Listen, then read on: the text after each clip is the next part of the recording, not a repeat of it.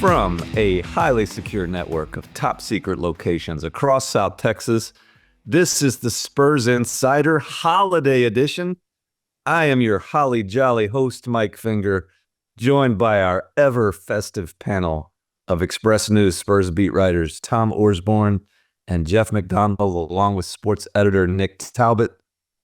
We're at that time of year when everybody's spirits are up. We have a lull provided by the NBA Cup schedule that allows us to take stock of what the local Cagers have done and what all of us have done so far this season, and look forward to what's next.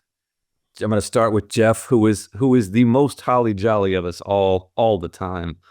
Jeff, what do you want to start with the San Antonio Spurs, with the holiday season, with whatever? I'm going to leave it up to you right now. Topic number one. This is my job now? I'm you the host. This is the spirit of giving, and I'm giving you this opportunity. You're giving me a new job. Okay. What do we want to talk about? Man, you put me on the spot. Okay. Victor Wembanyama, I'll help you out. That guy. Victor Wembanyama says when he takes stock of the holiday season, this lull in the schedule, that's the first 26 games of the NBA slate in which the local Cagers have gone 13-13. He says he looks at the standings and in the spirit of gratitude says that the top is not that far away. The Spurs are in 11th place, but do you agree with him that the top is not that far away? What I agree with him on is, they're 13-13.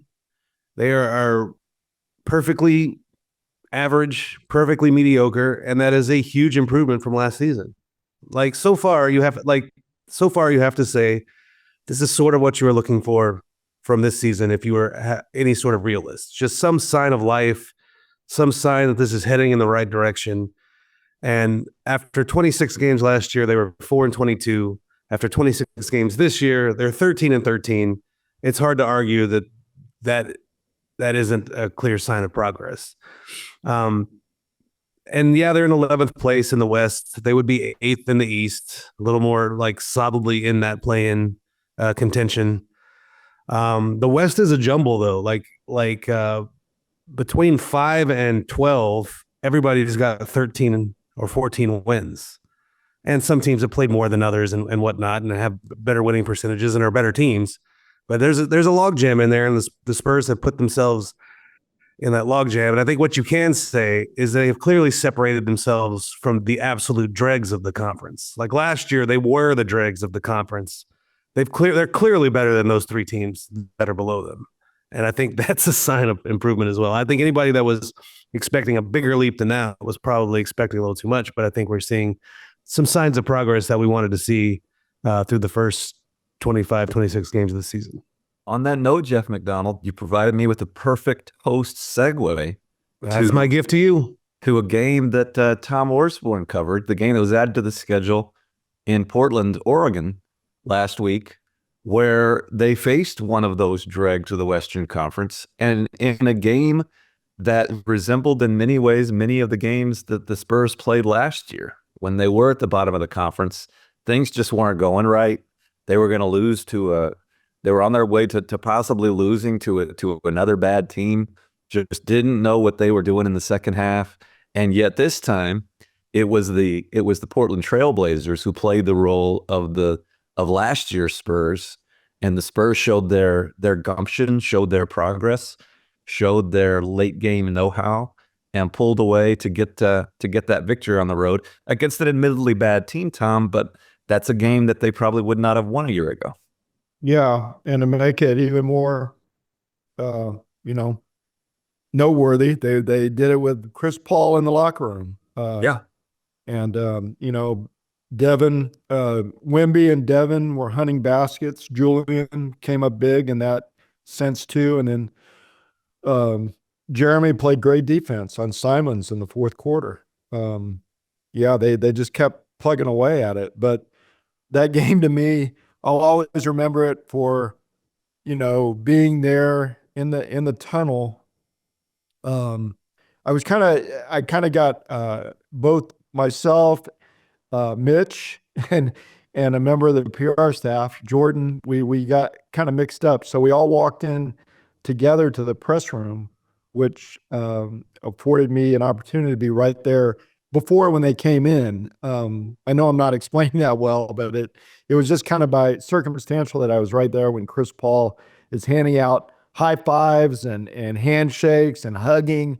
I've never seen a guy more happy, really. It was probably a little bit of relief, but also just proud of the guys for doing it without him, for pulling it out, as you pointed out, Mike. One thing I've never seen a happier guy post. You never see Jeff McDonald act that way after a big triple take. No, He doesn't stand back there in the press room congratulating Well, his fellow scribes. you've never seen me on the last day of the season. Yeah. Here's one thing I will tell you about Chris Paul is he's been in the league a long time. I mean, that he's never been kicked out of a game and had to watch the Spurs come back in Portland from the locker room in the fourth quarter. That's a good point.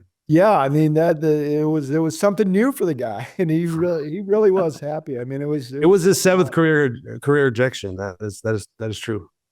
It wasn't. It's not something that happens a lot. And then he got a tech again the next game. He's ornery these days. Yeah. Just to go back to our last podcast, I believe some of the listeners that we interact with at the games were trying to suggest to us the other day, Jeff, that one of us picked the Spurs to go 0-2 this week. I don't think anybody did that. I think we all had them 1-1. No, we were all correct. That listener was confused. The second half of the 1-1 was a game that did not go so well at home in the friendly confines, Frost Bank Center, against the Minnesota Timberwolves. One of the uglier one of the most offensive performances of the season. Sometimes things just don't go right. You have a lot of guys missing shots, some sloppy turnover-ish problems.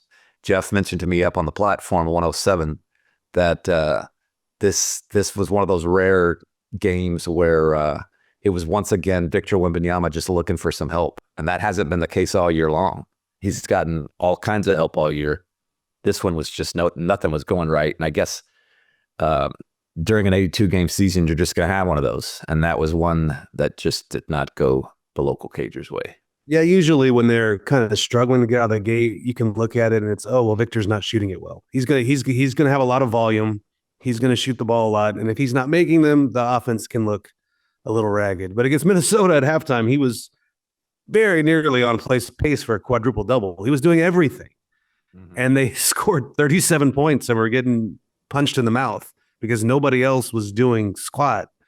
And some guys came along in the second half, Harrison Barnes, and I guess Sohan was good throughout, but they just didn't have a lot of help that game. And then he kind of faded at the end too, and they ended up getting routed because they couldn't score. But Minnesota, that's how come they were in the Western Conference Finals last year, was that defense.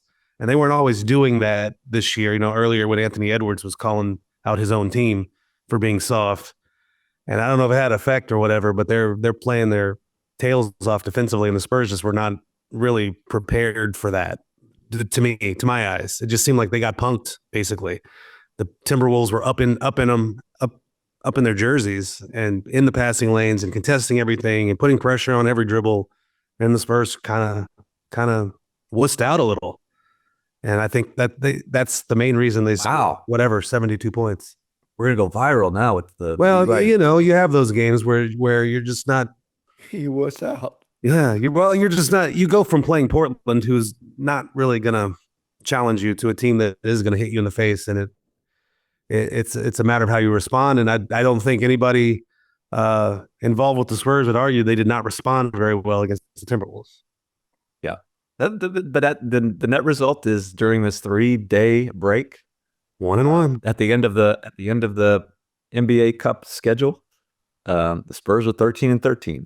And shoot, if you would have suggested that 7-8 weeks ago when the season began, I think a lot of us here on the podcast would have thought that was exceeding expectations. We were all picking them to finish the season below 500, I believe, and victory totals in the mid-30s. So this is, by definition, ahead of schedule. This podcast, by the way, I want to mention before we get too far into it, will be the final one until New Year's Eve. We're going to take next week off. It's our first week off of the season. Give everyone a breather. Give the listeners a rest from us, which I think you all deserve. So that being said, we're going to look forward a lot in this podcast. We're going to look forward to a big East Coast trip coming up to the next section of the schedule. There is some more old business, isn't there? Like the Robert's Rule of Order, the parliamentary procedure. There's old business and new business. The last bit of old business to look back at is, yet we're taping this on Tuesday. On Monday, we got our first public statement from Gregg Popovich. I think some of us had expected this to be coming for a while. You knew he was going to say something, but it was nice to hear, not to hear, but to see Gregg Popovich's personality. Gregg Popovich definitely had final say in that statement. You could tell it's him. That the Spurs released on Monday. First public statement since he suffered what the team termed a minor stroke on November 2nd. He said he's grateful to everyone for reaching out. Can't talk to everybody. Doing well, feeling well. When his typical self-deprecating joke at the end about how the trainers, the doctors working with him are getting sick of. No one is going to be more excited about him returning to the bench than those folks who have learned that he is not so coachable. Any surprises, anything noteworthy we need to discuss on that, Jeff and Tom? Well, the noteworthy thing was the second graph, just saying, suggesting a return to the bench. To me, that jumped out right away, since there were, some doubt after any kind of a stroke, mild or otherwise. But that jumped out to me. I don't think that's a guarantee yet. I think that's encouraging that he would mention that as a, that the way the statement is worded, it definitely does not say he's planning to return. He says no one's more excited about him returning than those folks. I think he wants to, but I mean, I think I probably shouldn't have said I think he wants to. I think we shouldn't speculate about anything in this situation. He's still a 75-year-old man who had a stroke. No coach in NBA history has ever coached at his age. That was the case before this. That remains that case. So I think the Spurs will give him time. He will take his time. I don't believe they will do anything to put him at further risk. But it is encouraging, Jeff, just to hear that voice in print form again. Yeah, there's some uncertainty about whether he's going to return. I think that's fair to say. I don't think, but I do think it's a little bit notable that little joke or whatever was there, because he didn't have to say it at all. That statement would have been fine without it. So there could be a purpose to at least floating the idea. But like you said, there's a lot of uncertainty, and it's not. I then want to think how I would phrase this. It's not completely up to him. It's up to his health, if that makes sense. Yeah, correct. Yep. So we'll see. But we're wishing him well. I want to put that out there too. We're wishing him well. We are, for sure. Yeah. Hope everything's, everyone says he's doing well. We don't know precisely what that means, but hearing that he's doing well is, better than the alternative. So we wish him well. Yep. Absolutely. And I do think that Mitch Johnson, who Jeff had a really, really, really, really, really, really long, nice, and you were going to say long, right? And that's fine. The story about in the newspaper last week. Mitch Johnson's going to continue to do that for the foreseeable future. We don't see Pop coming back next week, next couple of weeks, whatever. But Jeff, that was really, really, really adequate. That story that you did on Mitch, and I thoroughly read it. Any highlights you want to share? With the folks at home? I appreciate you thoroughly reading it. No, it was excellent. Somebody's got to. It was excellent. The lead anecdote I do think is worth discussing. You had talked to my old friend DeJounte Murray. You did not get my $1 from DeJounte Murray that you still owe me. But DeJounte, this is, I think some people knew this before, but you wrote it quite well. Mitch sort of saved DeJounte as a young kid in Seattle. Yeah, he was the one of the guys that helped put, and DeJounte will say this in his own words, helped put DeJounte on a better path than he was. I mean, I think a lot of us know DeJounte's story. He was in and out of Jewy like multiple times before he was 16 years old. And when he finally decided enough was enough, Mitch Johnson was one of the guys that was around. And it was kind of a family friend, kind of a friend of DeJounte's uncle. Mitch at that time was out of Stanford and was back in his hometown of Seattle and just kind of in the basketball scene. And he was kind of tabbed to like, can you help this kid? And, got him on the straight and narrow, basically started up an entire AAU team just to give DeJounte some focus and structure in his life.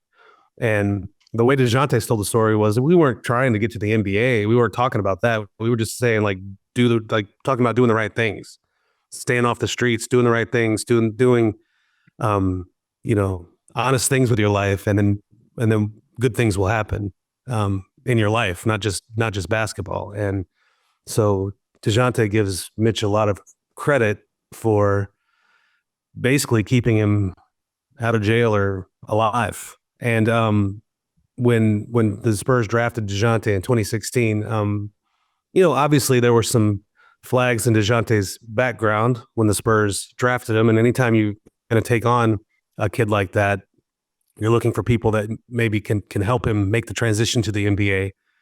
And Mitch Johnson was the guy the Spurs brought on at that time simply to be on staff because DeJounte was there. And so that's how Mitch got to San Antonio. He started as an assistant actually in the G League in Austin and then worked his way up. They liked what they saw from him as a coach, not just as a DeJounte whisperer. And he kind of worked his way up through the ranks. And all of a sudden, here he is filling in for the winningest coach in NBA history while he recovers from illness. So it's a remarkable story, kind of just how Mitch came to be where he is, and DeJounte is part of that. And it didn't start as anything besides just trying to help out a family friend. Yeah. And it's a story of, well told by Jeff, a story of not just a guy who got a job because he knew the point guard. I mean, that's part of it, but also just no matter who you talk to in this league, around the Spurs, front office, support staff, what have you, all just overwhelmingly complimentary of Mitch and everything he did with the opportunity he was given. Right. Continuing to do that today. I mean, that's another case of he gets the job because Gregg Popovich isn't able to continue doing it. And what has he done since getting that opportunity? He's led the Spurs to a record that's miles and miles ahead of where they were last year. I mean, there's other factors that play into that, but still, Mitch has done pretty well for himself. Nice success story in a general sense and in a literal sense, that the story that ran in the paper last week. Look that up. Look Jeff's stuff up. When he puts in the work, you want expressnews.com. It's still there. Online too. Yeah. Online. Yeah. And it maybe it's a little crass to say, I don't know, but Mitch has made some hay with this opportunity. Yes. Like even if and when Pop comes back and retakes the reins, like Mitch Johnson has put himself on the radar for other jobs, and he's already been interviewed for other jobs before this, but now he's got, I mean, he's got a case and people have seen it with their own eyes now. They've seen what it looks like when Mitch Johnson is coaching an NBA basketball team and acting as the head coach and running things. And I think he's done himself some favors when it comes to future jobs, whether it's with the Spurs or elsewhere. He's gonna get some attention. Well, and I don't think this is uncouth to say, or inappropriate to say, Gregg Popovich is not going to coach until he's 80. Like he's going to, if this doesn't lead to his retirement, this health scare lead to his retirement, he's not going to coach forever. And I think that what Mitch Johnson has done so far is put it in the Spurs' mind that if they're going to look outside the organization for somebody, it has to be somebody that's clearly a star, clearly better than Mitch Johnson. Because if they go just for some other guy, some other person, like your Victor Wembanyama's, your Devin Vassell's, your Jeremy Sohans are all going to say, hey, we like this guy here. I think he's won over a lot of people in that locker room, a lot of people, like I said, around the organization. So it's perfectly fine, I think, to say that he has made himself a viable long-term replacement at some point in this organization. I know that the Spurs, Pop has been, it's no secret, Pop has been the oldest coach in the league for a while now. So they have to be thinking about when Pop does, for years they've had to have been thinking about when Pop does hang it up, who are some candidates to replace him. And I know they've got a short list of guys they would consider. I don't know who's on it. I don't pretend to know who's on it.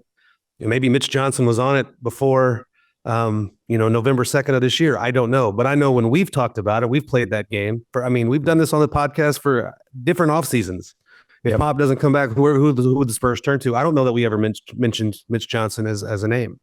Right. And I think, and maybe that's the phenomenon that's happening across the league, is he has put himself in that conversation with the way that he has handled this responsibility.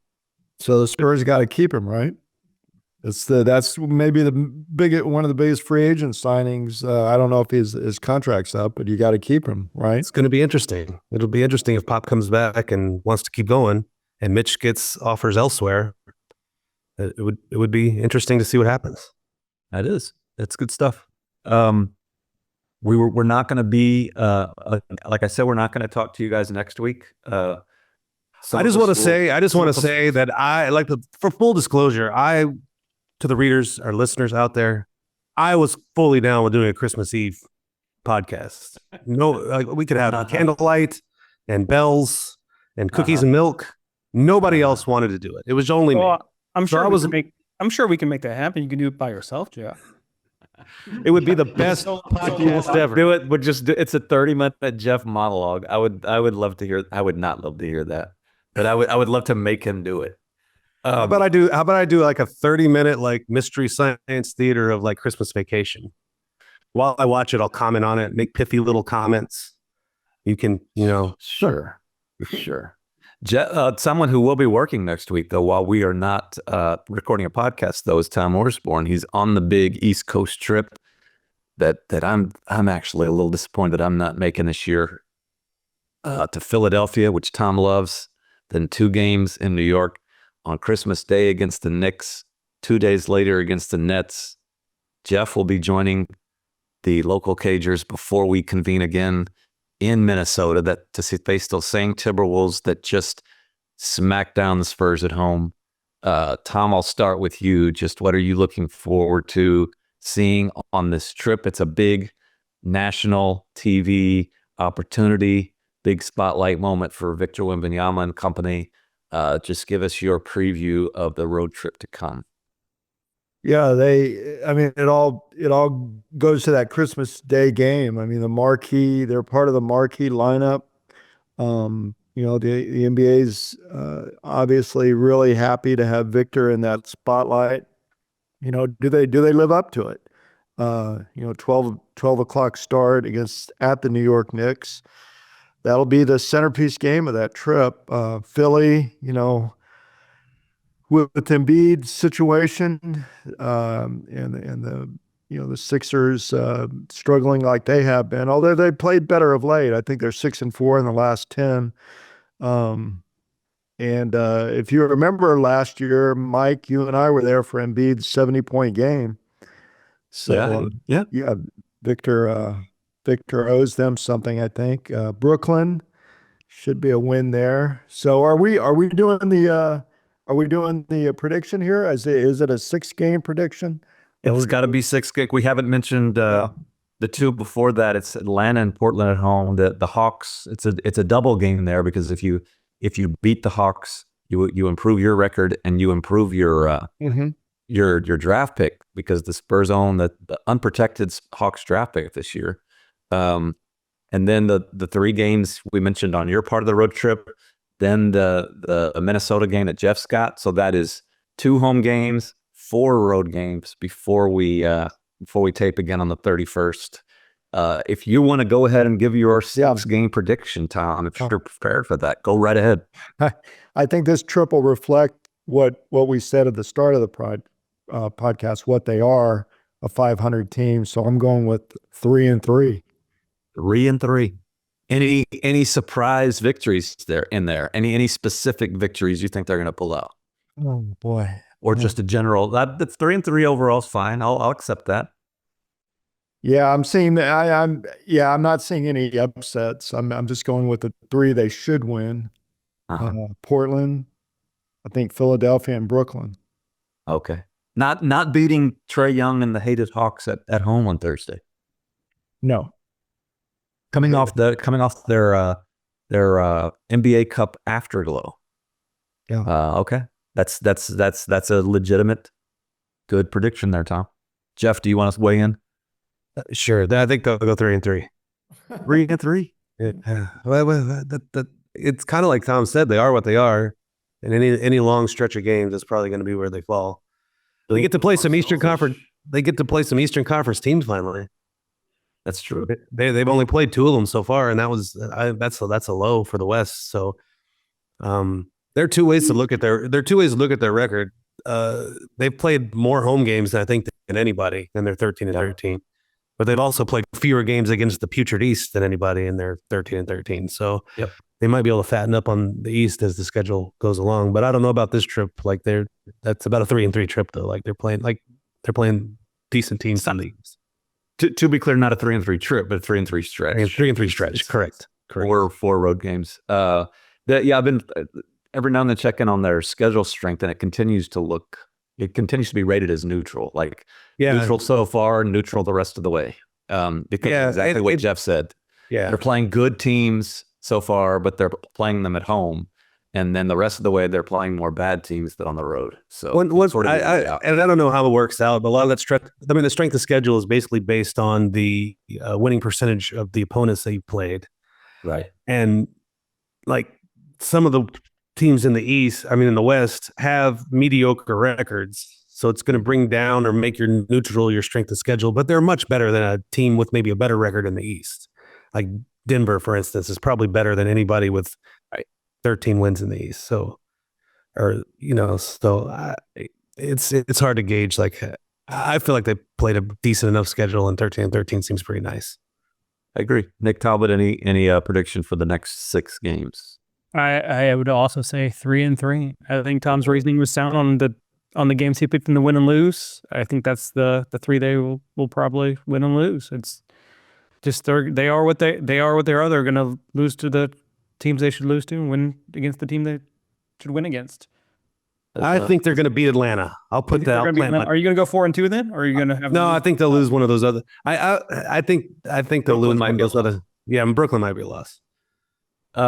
Is it? But it'll be nice. Used to say, "You are what your record are," right, Tom? That's you are what your record is. I thought that was Popeye. They are who we thought they were. I am what I am. By the way, Jeff, are you disappointed that another legendary Bill NFL coach is not going to come to rescue your Dallas Cowboys? My Dallas Cowboys? Yeah, your Dallas Cowboys. I'm only a fan of Rowdy. That's the only member of that team I can get with is Rowdy. I'll go run it by Rowdy. Yeah. So yeah. And by the way, I'll just make it a consensus and go 3-3 for the next 6 games. What the heck? I do think the Spurs are going to beat the Hawks this Thursday. They need to. These draft picks they've stockpiled for next year at least aren't looking so hot. Like Atlanta that's really a black cloud you're bringing there. Like they've got all these picks. Atlanta was supposed to be like a chance at a number 1 pick, and they're flirting with still might be. They're flirting with making the dang playoffs. They still might be. The Bulls are bad enough they're going to be in the bottom 10 maybe, and Charlotte isn't going to make the playoffs. Gonna be really close. That's going to be the Bulls are right where they want to be. You don't want them so bad that they're trying to be in the top 10, but you don't want them so good that the pick's not good. You want them right where they are, kind of where their pick's going to be. If the season ended right now, I believe they get one of those picks, and it would be the Hawks, which would be like in the middle of the first round. which is That's not fine. Then you put which is not what you were hoping Bulls for for next year. But it's not what you were hoping for. It's not what You're you right. were. Steph Castle on Trae Young will be fun to watch. It will be. Hey, speaking of Steph Castle and DeJounte, to tie it all together, after that conversation following the Pelicans game, the last thing DeJounte said to me on his way out, like, I didn't even ask this question. He just looked at me and he shook his head and he said, "Man, that Steph Castle is going to be pretty good." So he's DeJounte Murray approved, Steph Castle. Struggling a little bit now, but, rookie wall and such, but we see good things. The unsolicited comments in these interviews that we have with NBA players are often the most interesting. And in I wanted to bring up, I'm not sure I mentioned it last week, but something that the listeners might find a bit compelling is Finally we get to the compelling part. When I talked to Jeremy Sohan a week or so ago for a column that was in expressnews.com in the Express News print editions that I know Jeff read and really dug. I did. It seemed a little dated when I read it, though. Is that right? Yeah. Jeremy kind of came. I was talking to him about something else, maybe his green hair, and kind of on his own, he said, "This is really hard to talk about, but last year was really difficult." And I know I can hear some of the more grizzled listeners out there kind of groaning and saying, "Oh, these kids these days, what they call difficult, people are mean to them on social media, what have you." I get that, but when you're 20 years old and you feel like the whole world is against you, I just thought that was kind of mature for Jeremy to come out and say that last year was difficult. The point guard experiment that he went through, he felt like he told me he was especially bothered by some of he said Instagram, which struck me as funny. The Instagram memes of how he didn't get along with Victor and how he didn't pass enough to Victor like that dug at him, and it put him in kind of a dark place. And for him to come out and say that that did bother him last year, that he's over it, that he's doing better this year, like he has been, no sarcasm at all here, just a true delight to watch, to talk to this year, just night and day from where he was kind of at the bottom last year. I think, Tom had mentioned that Jeremy played well at the end of that Portland game. He was doing it at both ends. That was a great game for him. He's had a great couple of months, even though he broke his thumb and had to sit out for a few weeks. This has been a really good Jeremy Sohan year. And when you're looking at things to be upbeat about here as we hit this kind of lull in the schedule, I think that the progress of Jeremy Sohan has been a big thing for the Spurs so far. The bummer of last year for us was it just stole that guy's joy. Mm-hmm. Like as a rookie, he was so fun to talk to and fun to be around and funny. Loved interviewing him. And then by the middle of his second season, he wouldn't even talk to anybody. And it wasn't because he was mad at us, specifically. He was just mad at the world because he felt like the world was mad at him.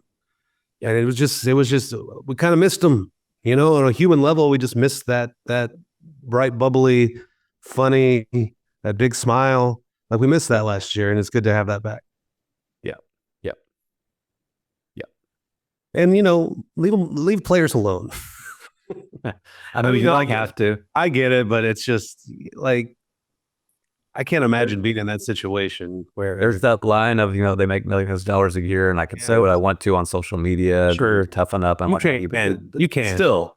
Yeah, you can choose to be a bad human if you want. Like that's fine. You're allowed to. But yeah. Just chill out. Let Tom was chuckling there. He has something to say. We get our share of abuse on social media as well. So not to that extent, but I just have to chuckle at some of the comments. It's just so ridiculous, and you just think, whatever. If you think that way, great. I've noticed those kind of. As Bob Holm would say, how do these people bathe in this? Yeah. Yeah, I have thought that a lot. But I get the point too, where Jeremy was talking about like everyone was inventing this vendetta between him and Vic, like he's jealous or something. And like that was the thing people would do, is like every time a Spur would miss Victor Wembanyama on like a lob or something, they would screenshot it and like make a big deal out of it and make it look like they're freezing him out. It's like, no, they're just not good. Like they're not doing it on purpose. They just don't know how to play with that guy yet. And I could see how that would be irritating. I mean, my advice to any NBA player would be to not have any social media whatsoever. It's what Victor Wembanyama does. Really, he's told us he'll like get on social media for a second and then delete the whole thing from his app from his phone for a while. So he's not even tempted. He'll just kind of check in every now and then, but he's not on it a lot. And I would like that would be the first, if I was running like NBA orientation, that'd be the first thing I would say. Pop last year, said he brought in folks to talk to them about that very topic. So it's very much on the Spurs radar. It is, to let them, it's very much part of their orientation process, I think, is to let them know you don't have to look at that stuff. Yeah. Because most of those people don't know. I mean, I don't mean this to be rude to fans out there. Most of them don't know what they're talking about. Yep. They don't know what they're talking about. I would also point out that back to the basketball, that the dynamic between Jeremy and Victor has been really fun to watch. Like they create a lot of plays together. Victor for Jeremy and vice versa. Those are not two guys who are freezing each other out this year, at least. Oh no. So that's cool. We're winding down. Again, we'll be back with you on New Year's Eve.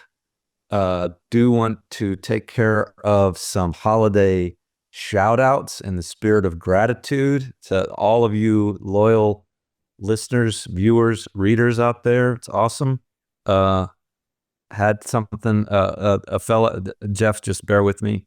A fella I play YMCA basketball with called David was telling me a story last week about how he was having some kind of backyard barbecue soiree get together where he had mentioned this guy, Mike Finger, that he played basketball with, and the guy in the backyard barbecue said, "Wait, you play basketball with Mike Finger, the podcast host? The Mike Finger, the podcast host?" Yes, that's me. Thanks for thanks for listening, David's friend. Really appreciate it. The other one I wanted to do is a long time friend of the podcast, friend before the podcast, friend of all of us. He's been with us since the beginning. Gave us one of our first Apple reviews, I believe. Always ask the best questions on the In Vivo. Loyal listener, Jim Martinez. J-Mart. If you go into any of the city golf course clubhouses this month, I think it's this month, Alamo City Golf Trail, you will see a photo displayed of Jim Martinez, who had his first career hole-in-one this month on number 16 at Mission Del Lago. Big ups to Jim, longtime friend of the show. Always good to see Spurs Insider fans doing well out there in the world. I had a big accomplishment this week. What was that? J-Mart had a hole-in-one. I ate my 9th Subway sub, so my next one's free. That's good. Good job. Tom, shout out to Monty, our producer. Good shout out there, Tom. Does a great job. He's the one who gets it done. Keeps us in line, keeps these podcasts posted on all the formats. You can get them in your podcast players, Apple, Spotify, YouTube, everywhere. Thanks to Monty for getting that done. Jeff, do you want to do a sincere shout out? Probably not. Nah, not really. Okay, Nick Talbot. We should do the New Year's Eve one at the office. So we could we could film it, and we could wear hats, like little funny hats. Jeff, you might need directions to the office though. You don't give Nick Talbot any ideas. Nick Talbot, any holiday wishes for anyone this year? Yeah, for all y'all on my staff, I appreciate everything you do, and I appreciate all the work, and I appreciate it when Jeff and Mike actually get along. Those are nice days. That was a good day. Appreciate when Mike Finger doesn't assault my other employees at their office holiday party. Wow. That never was. I want to hear about this office holiday party. That did not happen. Second of all, it was never going to happen. It was, come I appreciate all the hard work y'all put in. I appreciate the hard work that Greg Luca puts in on the UTSA beat. My high school writers, David Hinojosa and Christina. I appreciate it. All that in our staff. It's very nice to have good people to work with. What I heard about the holiday party is if you give Mike Finger like 2 light beers, watch out, man. I did not. I don't know what's going to happen. No, I want to echo Nick's kudos for the staff. We work with a great staff. One of the best in Texas, one of the best in the world. Read the Express News. Read your local news. Read your local coverage. Follow us on Blue Sky. All of us on this podcast are on Blue Sky. Look us up. That's where you're going to get the most up-to-date, pithy comments from Jeff McDonald during games. Check that out. And everybody, sincerely, have a great holiday season. We will see you in a couple weeks. Until then, take care of each other and keep it real.